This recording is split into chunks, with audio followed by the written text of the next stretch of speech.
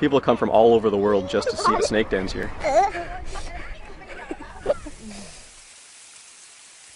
A lot of children are a little more willing to hold the snakes and to interact with them. Sometimes the adults are a little more apprehensive, which I think is kind of odd, that it's almost like the fear of snakes has been built into people as they grow up. I do not like snakes because they're a little unpredictable, and I'm doing a terrible job pretending that I like snakes.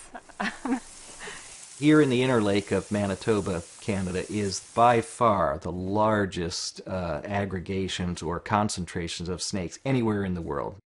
The Inner Lake of Manitoba is so plentiful, or why snakes are so plentiful here, really goes back to the geology of the area. Temperatures can reach 50 degrees below zero. And so a snake, being a cold-blooded animal, they have to be able to survive those winter temperatures. So that here in the Inner Lake region, the limestone bedrock is very close to the surface. And so that allows the cold and the water to crack and fissure the limestone, and it makes great big sinkholes, and that enables the snakes to get below the frost line during the winter. There's a very limited number of these den sites. So all the snakes in an area have to go to that den site that's in their region. And so that's how you end up with literally tens of thousands of snakes being in a sinkhole that might be the size of the average person's living room. It is actually very difficult for the males to find a female because if you look from a snake's eye view, you just see kind of a sea of living spaghetti, and you're looking for a slightly bigger piece of spaghetti than all the rest of them. They'll detect the female sex pheromone. The males are very easily able to then go past all the other pieces of spaghetti, if you will, and home in on the female. Oftentimes when the group of these courting males all gathered around one female trying to be that lucky guy that's going to mate with her, they'll get so wrapped up they can tumble down a hill literally like a ball, so people call them mating balls.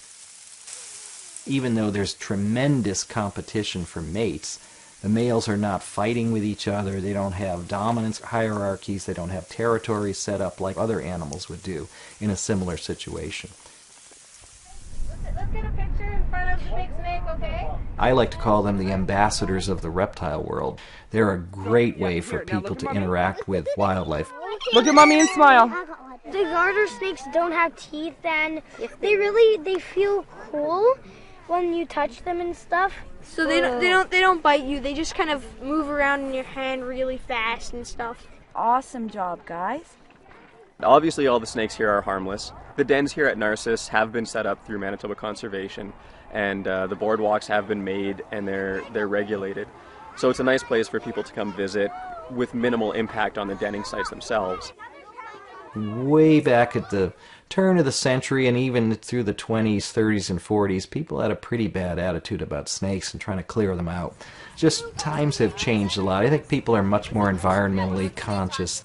Really and truly, having these healthy numbers of snakes means you're living in a healthy environment.